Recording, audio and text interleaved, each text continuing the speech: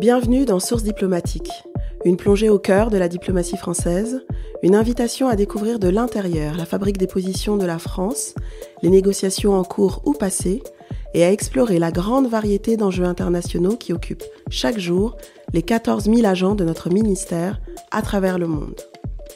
Nous consacrons cette première série à la guerre en Ukraine. Cet épisode 5 s'intitule « Isolé et jugé ».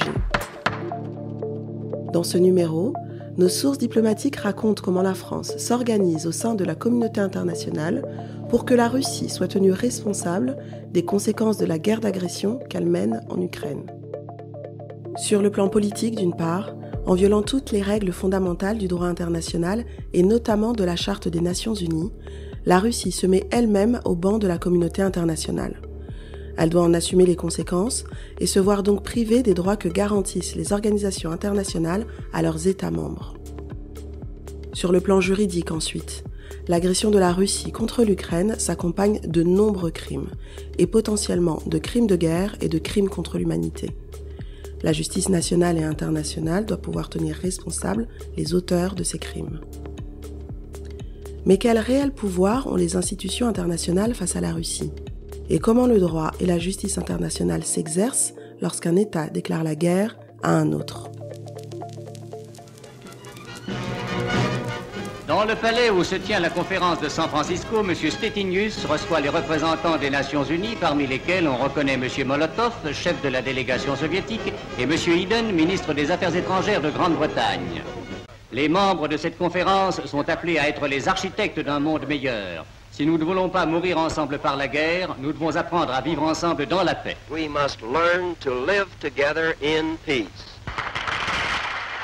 Puis les chefs des délégations des grandes puissances viennent l'un après l'autre s'associer aux espoirs du président des États-Unis, M. Molotov, chef de la délégation soviétique.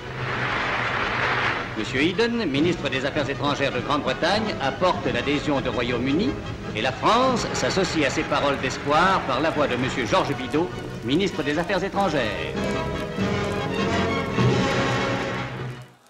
La Charte des Nations Unies sera signée le lendemain à l'unanimité. Elle établit les principes qui régissent les relations internationales, celui de l'égalité souveraine des États membres et leur engagement à s'interdire le recours à la force contre l'intégrité territoriale ou l'indépendance politique de tout autre État.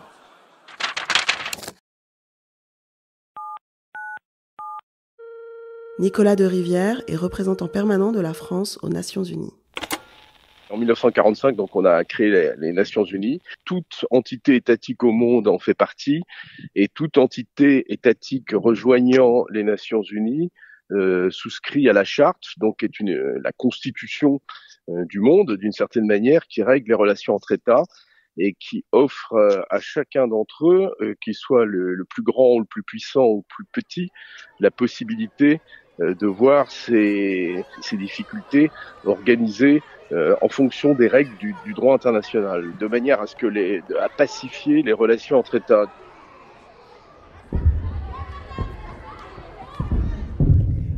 Et il faut en revenir à ce que la Russie a décidé de faire le 24 février, c'est-à-dire lancer son armée contre un pays voisin pour l'envahir, pour tuer sa population, en violation totale du droit.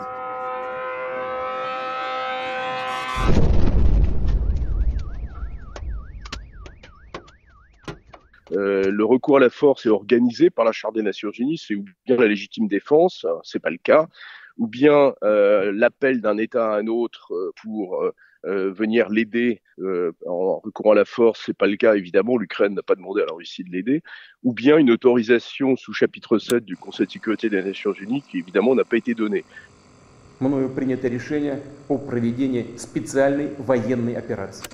C'est une guerre illégale de A à Z, et c'est pour ça que cette affaire ukrainienne est tout à fait considérable, parce que ça consiste à remettre en cause ce cadre, les règles du jeu, le règlement des différends, la manière dont s'organisent et se gèrent les relations entre États. Donc c'est absolument essentiel. Le 24 février, la Russie envahit l'Ukraine. L'enjeu pour la communauté internationale est de réagir vite et de tirer toutes les conséquences de cette violation de la charte au sein des grandes organisations internationales. Bon nombre d'institutions internationales décident d'exclure la Russie ou d'en limiter les droits. Marie Fontanelle, représentante permanente de la France auprès du Conseil de l'Europe. Le Conseil de l'Europe est né après-guerre, première organisation internationale européenne, avec l'objectif de garantir une paix durable sur notre continent européen.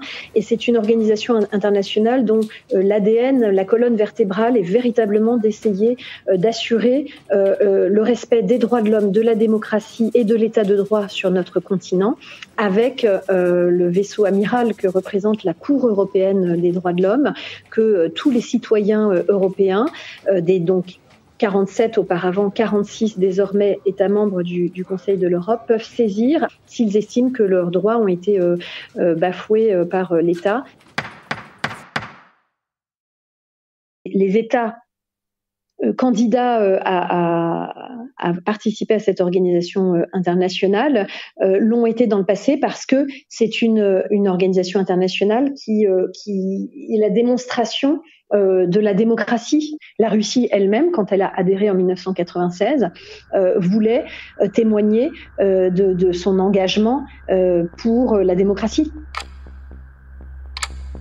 Exclure la Russie du Conseil de l'Europe était devenu une décision inéluctable, dictée par la gravité de la situation, de l'agression, des violations des droits de l'homme. Un État qui viole aussi ouvertement les principes les plus fondamentaux des Nations Unies ne peut plus en être un membre normal. D'autant plus quand il s'agit d'un des 5 membres permanents du Conseil de sécurité. Dès le 2 mars, l'Assemblée générale des Nations unies adopte une résolution qui condamne l'agression contre l'Ukraine. Elle est votée par près des 3/4 des États membres de l'ONU. Le 24 mars, une nouvelle résolution de l'Assemblée générale condamne fermement les attaques aveugles et disproportionnées, y compris les bombardements frappant sans discrimination. L'objectif ? Isoler Moscou sur la scène internationale pour faire payer à la Russie le prix de la guerre qu'elle mène en Ukraine et protéger le système multilatéral international.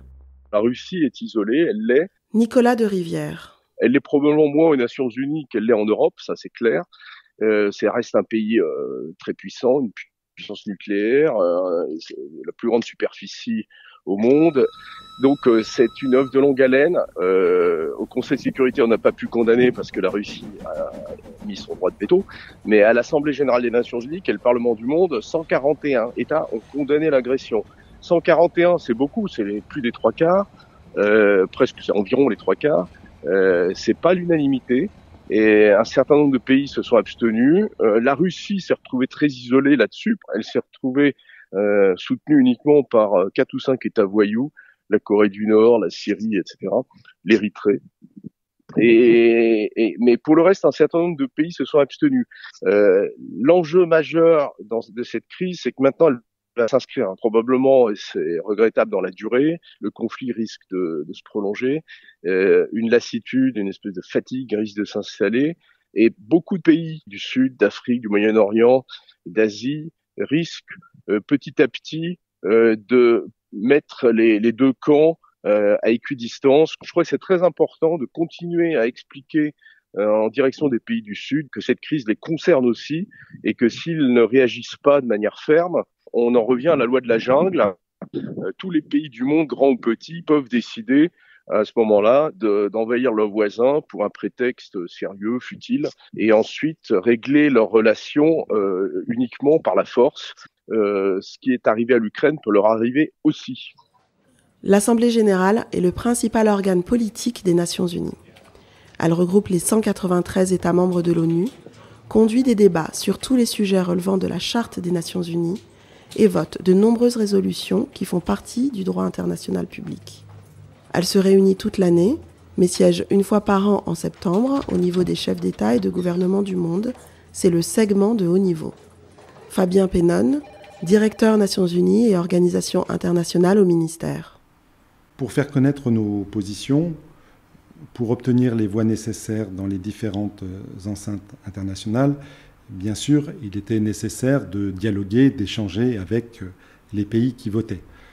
C'est la raison pour laquelle nous avons dû mobiliser l'ensemble de notre réseau diplomatique pour faire des démarches auprès de ces pays qui votaient, leur expliquer nos positions, échanger sur leur propre compréhension de la situation, du déclenchement de la guerre en Ukraine, de leur propre position par rapport aux organisations internationales concernées, de leur volonté de soutenir des projets de résolution qui étaient mis au vote.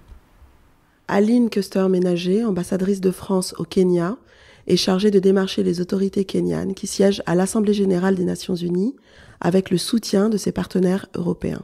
Le 24 février, on était en pleine session ministérielle à l'ONU. Et en même temps qu'on fédérait les positions européennes et celles des États qui partageaient nos vues, on a dû assurer des démarches auprès du gouvernement kényan pour l'encourager à condamner l'agression russe au Conseil de sécurité. Ça n'a pas forcément été facile. Je crois que vraiment les Kenyans, en tout cas au Kenya, et le jour de l'agression était encore très loin de réaliser l'importance de cette agression russe. Et je pense qu'en voyant tous ces ambassadeurs européens, les Finlandais, les Suédois, les Polonais, qui ont une histoire particulière avec la Russie, présenter chacun à leur tour leur argumentaire, leurs inquiétudes, ils ont été, je dirais, ébranlés. The General Assembly is now voting on a draft resolution entitled Aggression Against Ukraine. The result of the vote is as follows.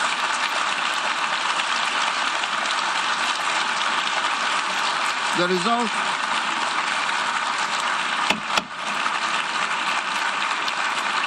result of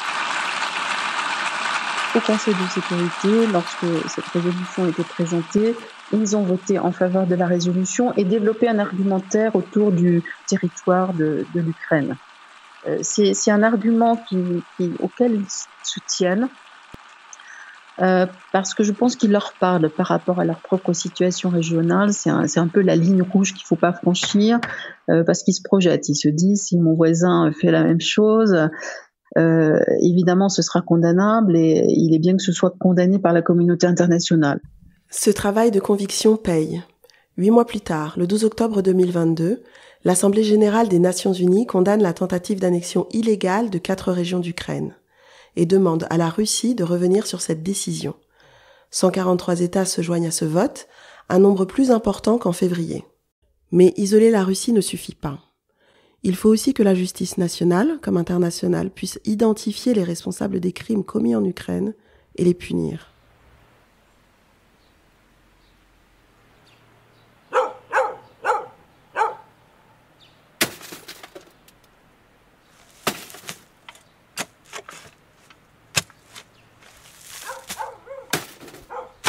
En avril 2022, alors que les forces armées russes se retirent d'Irpin et de Boutcha, le monde découvre que des exactions massives y ont été commises pendant l'occupation russe.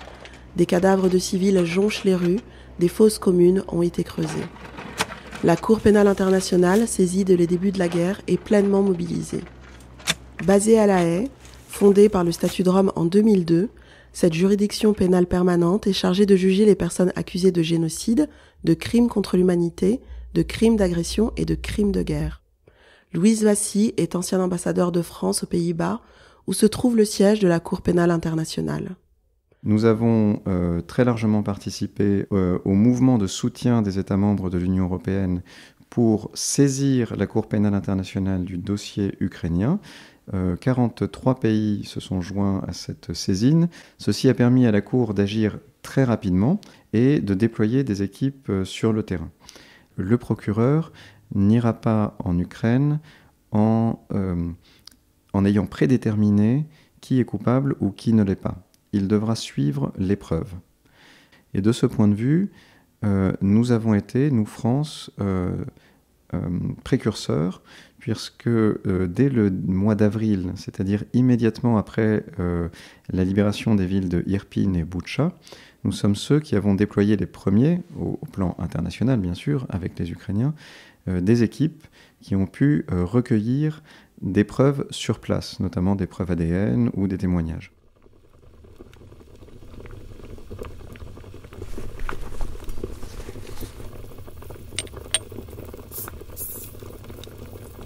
En En soutien à l'enquête de la CPI et à l'enquête de la procurature ukrainienne, la France est le premier État à déployer des experts de la gendarmerie nationale pour aider à documenter et à analyser les crimes commis en Ukraine.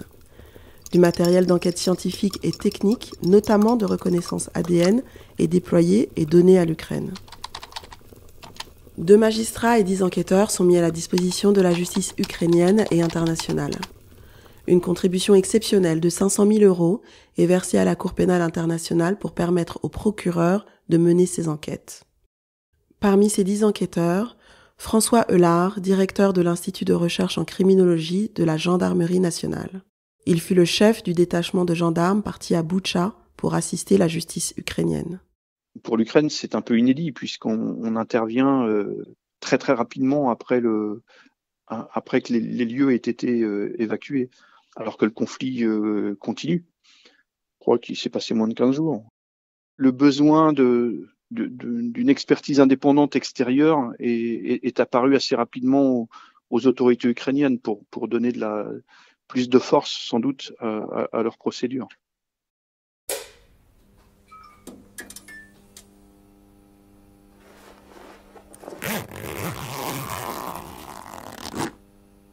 L'IRCGN travaille sur la trace.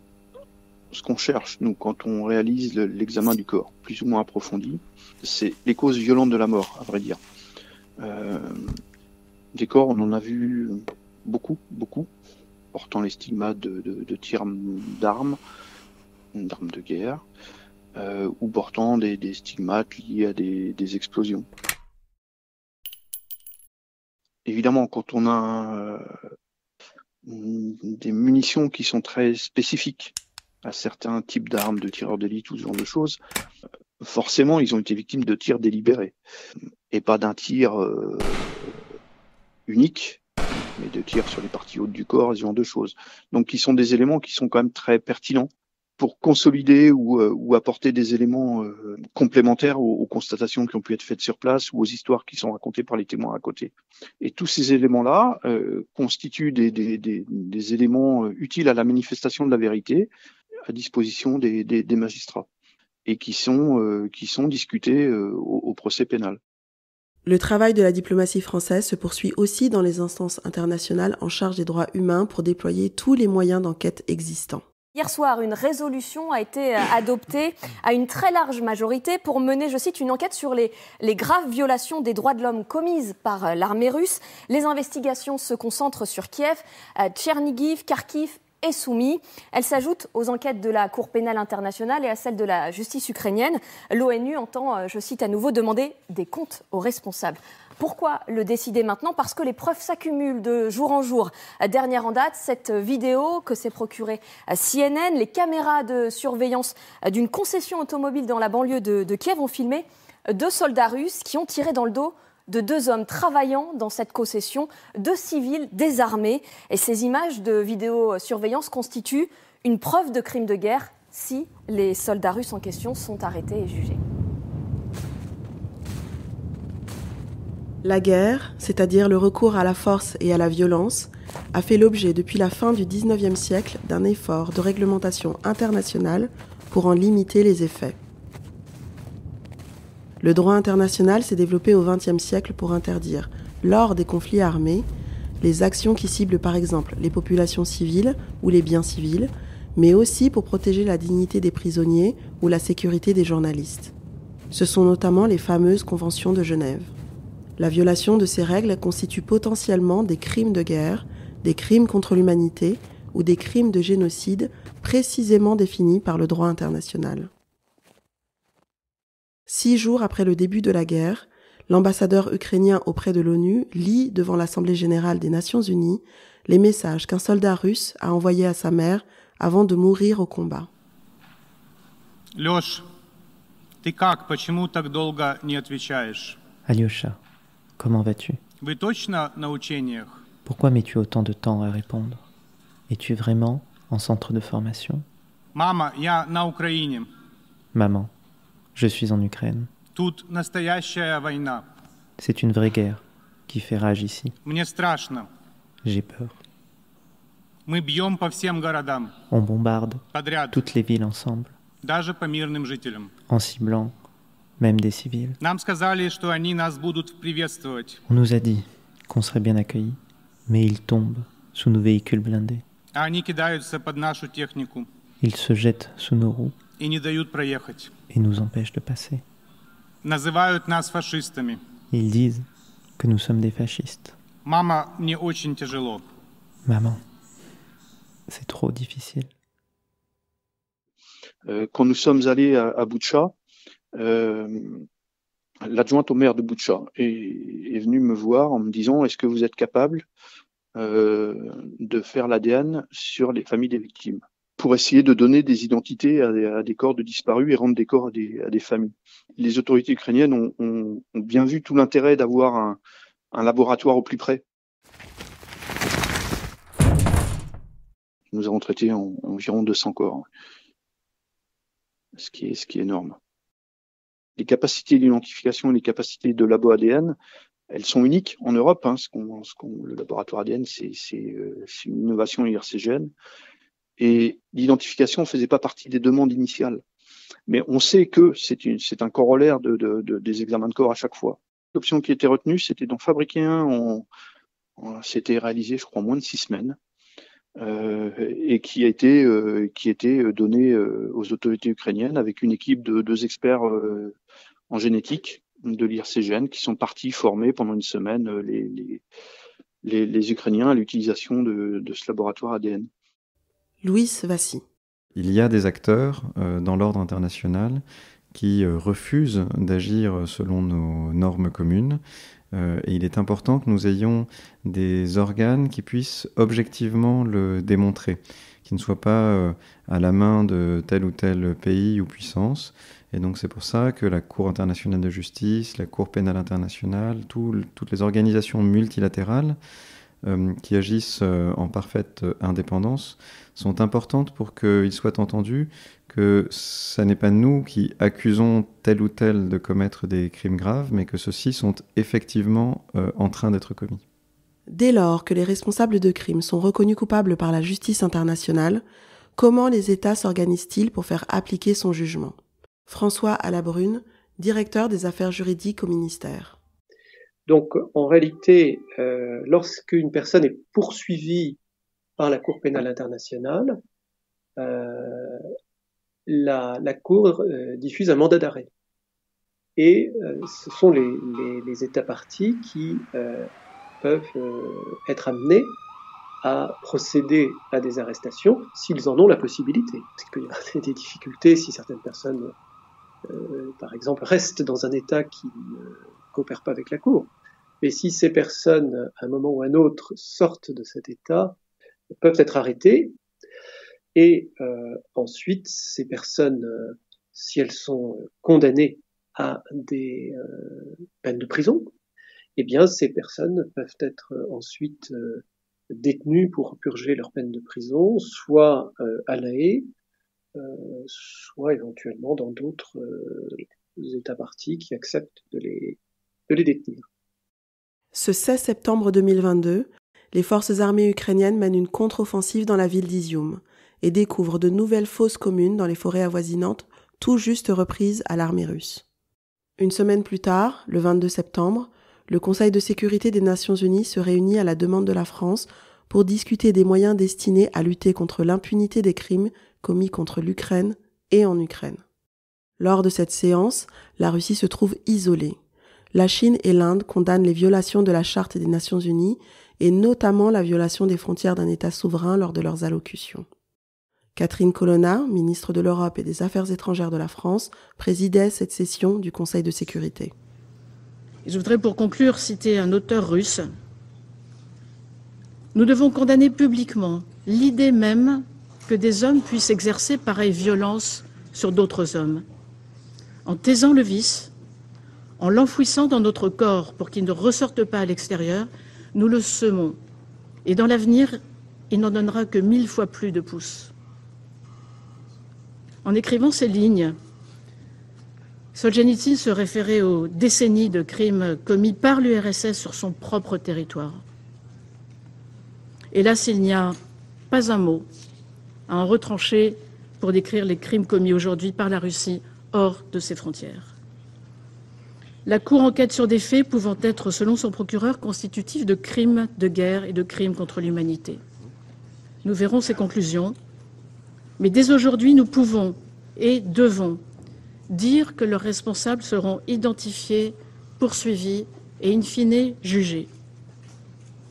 Le temps peut paraître long pour les victimes et leurs familles, mais elles doivent avoir la certitude qu'ils ne resteront pas impunis. Nous le leur devons. Et il n'en va pas seulement de ce que nous leur devons, il en va de notre sécurité et il en va aussi des principes universels qui nous lient. C'était Guerre en Ukraine, épisode 5, isolé et jugé. Merci à nos intervenants, Nicolas de Rivière, Marie Fontanelle, Fabien Pénonne, Aline Custer-Ménager, Louis Vassy, François Alabrune, François Eulard. N'hésitez pas à partager le podcast Sources diplomatiques sur les réseaux sociaux. Sources diplomatiques est un podcast produit par le ministère de l'Europe et des Affaires étrangères, réalisé par la Direction de la communication et de la presse.